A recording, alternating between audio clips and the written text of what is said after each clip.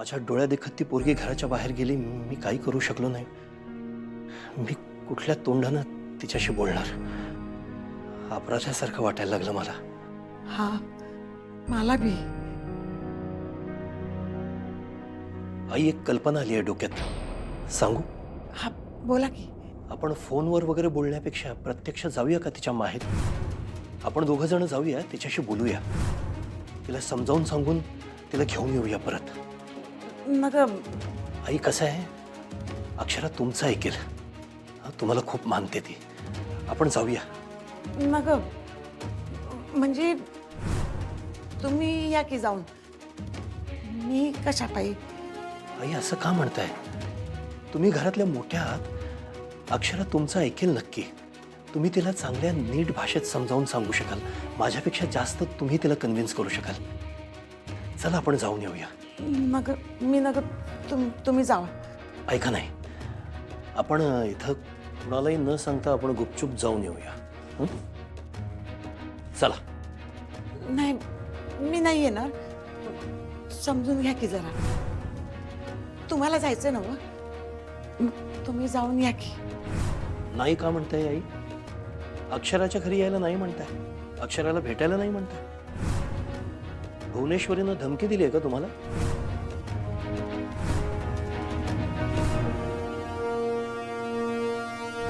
सांगा. नाही, भुवनेश्वरीनं धमकावलंय का?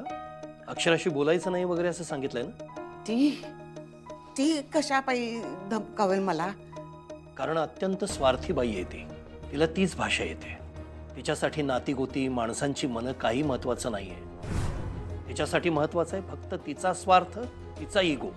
आणि ती ज्यांना आपलं म्हणते ना, त्या माणसांनी सुद्धा तिच्या म्हणण्याप्रमाणे तिच्या तालावरती नाचलं पाहिजे असं तिला वाटतं. आणि ते जर तसं झालं नाही तर ती कुठल्याही थराला जाऊ शकते. तुम्हाला माहिती आहे ती काय काय कारस्थानं करते ते. नाही हो, ती तशी नाही आहे. अहो, तिला तिच्या बाजूने समजून घ्या की. कसं समजून घेऊ आई? तुमची मुलगी माझ्या बाबतीत जे वागली ते एक वेळ मी विसरेन, पण अक्षराच्या बाबतीत काय केलं तिने? मी ते कसं विसरू?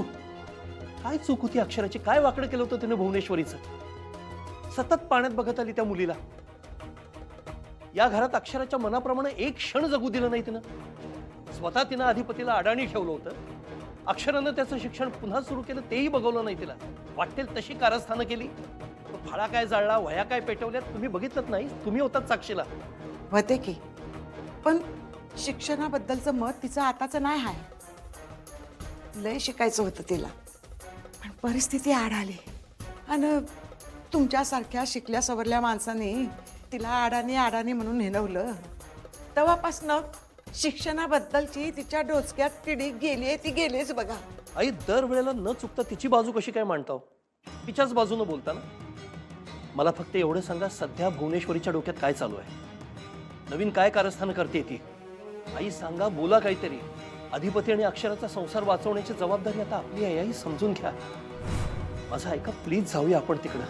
अक्षराशी बोलूया, तिला घेऊन येऊया. आई, प्लीज चला. तुम्हाला काय योग्य वाटते ते करा. आई, निदान अधिपतीला तरी समजावून सांगा तुम्ही. ह्या बाबतीत मला काय बी करायला सांगू नका.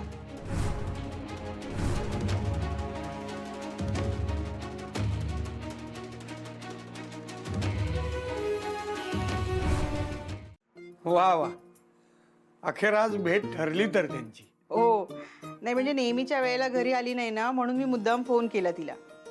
तर म्हणाली की जावई बापूंना भेटायला जाणार आहे. बरं बरं, आज भांडण मिटू दे बाई दोघांचं. पोरीकडे बघवत नाही हो, सारखी उदास उदास असते, विचार करत असते. स्ट्रेसमुळे तब्येतीवर परिणाम होतो ना. आणि आता या काळामध्ये तिला स्ट्रेस घेऊन अजिबात चालणार नाही. आता कसं तिने उलट आनंदी राहायला हवंय ना. विद्या, अगं काळजी नको करूस. आज भेटतात ना ते, म्हणजे सगळं चांगलंच होईल बघ. हो दे बाई. मला तर असं वाटतं ना की येताना ना अक्षराने जावई बापूंना सोबतच घेऊन यावं. असंच होईल. अगं नवरा बायकोंची भांडणं आहेत, किती काळ टिकतात हे माहिती आहे ना तुला. आणि त्या दोघांचं एकमेकांवर इतकं प्रेम आहे ना की त्यांच्यातली भांडणं लगेच मिटतील बघ. गैरसमज होतात ग, पण ते बोलून मिटतात. आणि त्यांच्यातही तसंच होईल अगदी. ते दोघे जण बोलले ना एकमेकांशी की सगळं पूर्ववत होईल. होऊ दे बाई. अक्षरा आणि जावई बापू आज जोडीने घरी येऊ देत. ताई सांगू ना धनाजीला? अगं त्या नाहीच म्हणणार, मी सांगतोय ना व. सांग तू, सांग जेवण वाढायला सांग. ठीक आहे सांग. अधिपती, आम्हाला भूक नाही. आता अन्नावर कशाला राग काढायचा बरं? राग तर तुम्ही काढतायसा. म्हणजे सुनबाई गेल्यापासून तुम्ही कुठं नीट जेवतायसा? अहो खरंच इच्छा होत नाही आईसाहेब. मग आमची कशी इच्छा होईल खायची सांगा बरं. तुमचं त्रास बघवत नाही आम्हाला अधिपती. आणि सारखं असं वाटतं की तुमच्या ह्या त्रासाला आम्ही जबाबदार आहोत. तुम्ही काय कुठल्या त्रासाला जबाबदार नाही एवढं लक्षात ठेवा. तुम्ही आमच्यासाठी आणि आमच्या आनंदासाठी अख्खा आयुष्य वेचलेलं आहे. तुम्ही कसं आमच्या त्रासाला जबाबदार असाल? उगाच काहीतरी बोलताय. चला चला जास्त विचार करू नका, जेवून घ्या चला. अधिपती ठीक आहे आम्ही जेवू, पण आमची एक अट आहे. काय? तुम्ही पोटभर खाल्लं तरच आम्ही जेवणार. आम्हाला ठाव आहे अधिपती, तुमच्या पोटात अन्नाचा कण नाही. आज डबा पाठवला होता तो पण तुम्ही खाल्ला नाही. आमचा धाक दाखवला म्हणून तुम्ही तो डबा ठेवून घेतलात, पण खाल्ला नाही. बरोबर? तुम्ही उपाशी राहिला तर सुनबाई घरला परत येतील असं वाटतंय का तुम्हाला?